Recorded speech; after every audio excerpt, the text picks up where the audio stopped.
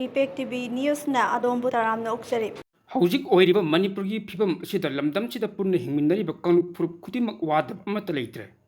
Nongmada changdaba yadraba posti gi mamalsu atyapak na wangkre. Thokliba irang ngasigi khudongchab lawraga karbara walasina posti gi mamal lawningba mongda lawri. Lengang nasu hanna yengbide lebaksi mapu pandaba chap manare. Hauzik oiriba phibam masi kanana ohilakkono haibadu punna mana khangi. Lengang na tawning tawning kaya leiraga sum tawbung ngamdana leiri. Center na supai pasin kibadagi khusa propok thik laga khangli haibu ku chap manare lairiba lengak asida hai kaman haibu lairim daba taraga dinahana waroisin amadi adum lairam yabani adubu madumak oidre any thabak ama tawbuda hai kaman gi wa tadraga di tawbu ngamdabagi phibam amad leibanina anabagi phibam ju khangenfam yosin gi haibu tabani hauzik manipur irang thokhalak ibasi illegal immigrant sing lawtunarga thokhalak bani haibasi malem gi myam punam na khangnara bofamni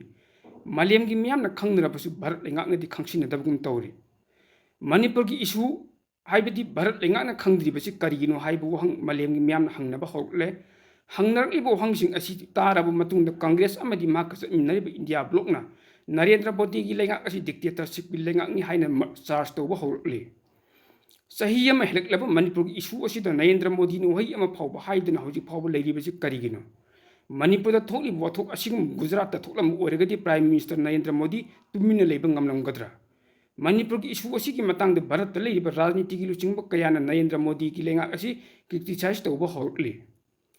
hawkiba sayum phurom asida awang nopok Bharat da leirakhiba ningtamla law asibu India gi force na khulai sizinaduna namthanaba hodrun lakhibani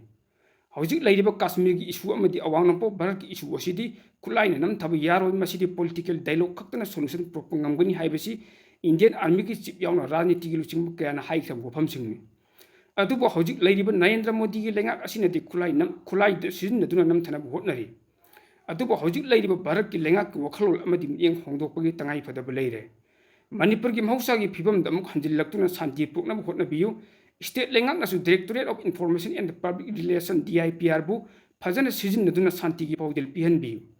State asida santi hanjilakna hotnabada lengak ki media oina leiriba DIPR phajana sizinno haibasi miyam apambadi